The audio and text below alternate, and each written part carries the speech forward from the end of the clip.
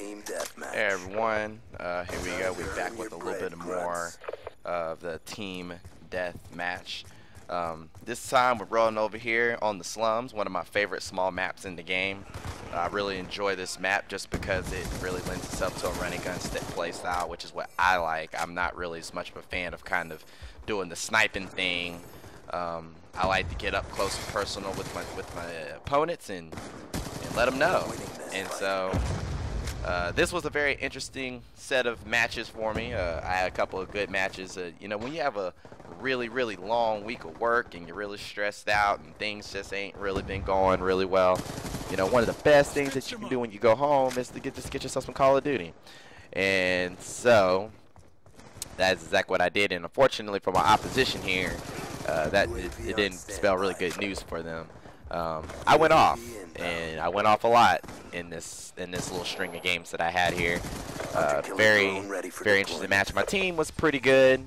I think I had another dude on here that went off as well, and so I mean we had a couple of teammates as always. You know, when you play with a bunch of randoms, you're always going to have, you know, those 2 or 3 guys that just die a lot. They run in there thinking that they know what they're doing, and they kind of get there to try to get it all handed to them. So. But it was also an opportunity for me to try the MSCS or MSMC or whatever they call the gun, submachine gun that you lock at level 28.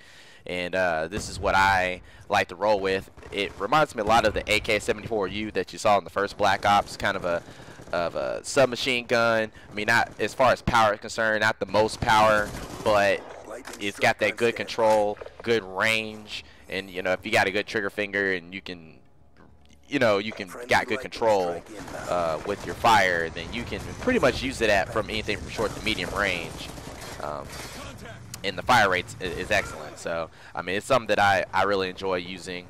And like I said, I at this point, I don't have it really leveled up, so I don't have the extended mags, which is, I think, vital when you play run and gun because it's just less reloading.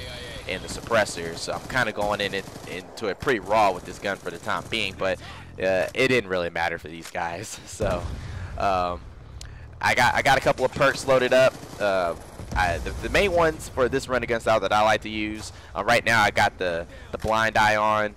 A lot of people like to really spam the hunter killer drones, which you know, it's a nice little quick kill, 1 kill.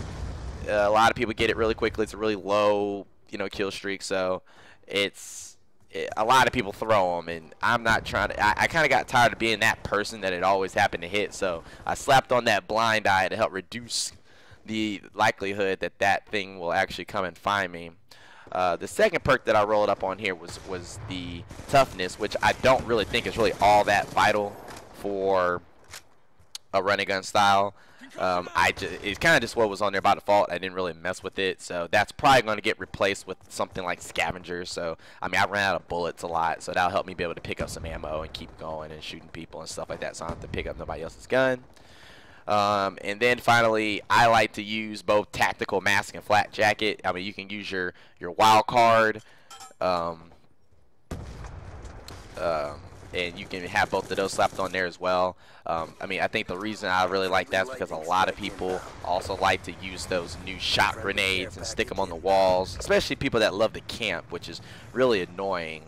The campers think that shot grenade, you know, that you'll know that somebody's running through there, they'll be paralyzed long enough for you to kind of get that opportunity to kind of get up, set yourself. Nuh-uh, not when you get that set up, because you'll know where they are, and when you get hit by them, you'll be fine. And you see this dude over here is trying to keep on sniping in and move from that spot, so I had to move from that spot. His teammate came and shot me in the back, but that was just more of me trying to make sure I get that dude out of his spot more than anything. But I really didn't have to really run to the other side of the map. I thought the team that we were playing against was a little bit overly aggressive for as good as they were. I mean, I think that, you know, when you're the inferior team, you should kind of just let the opposition kind of come to you when you have that around that position. But I mean, you also don't want to stay in the same spot for too long, which is what some of these guys on the other team did. You kind of just figure out where they kept wanting to run and bum rush into, and you can be pretty prepared for what they're going to do. But I rolled with low score streaks. I mean, that's what I like to use. I feel like the more of them that you can pump out, the more that you're able to help out your team.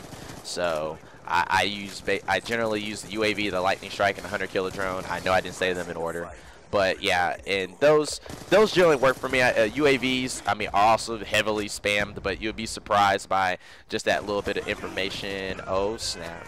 Oh, dang! Now that was pretty cool.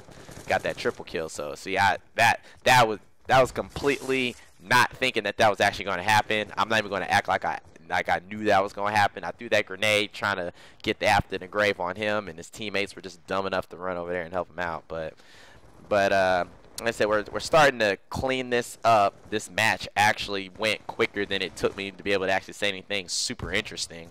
So, like I said, we're just kind of cleaning up this building again. Cause I don't know why they love this building, but as you can see, I got the final couple kills here, and this dude's out here just kind of freewheeling it, and you know, had to go ahead and clean that up. He got me a little red, you know, almost, but I thought that match was pretty good. There's about 2 or 3 more I got recorded, but just need to get them uploaded. But I think this wasn't a bad start.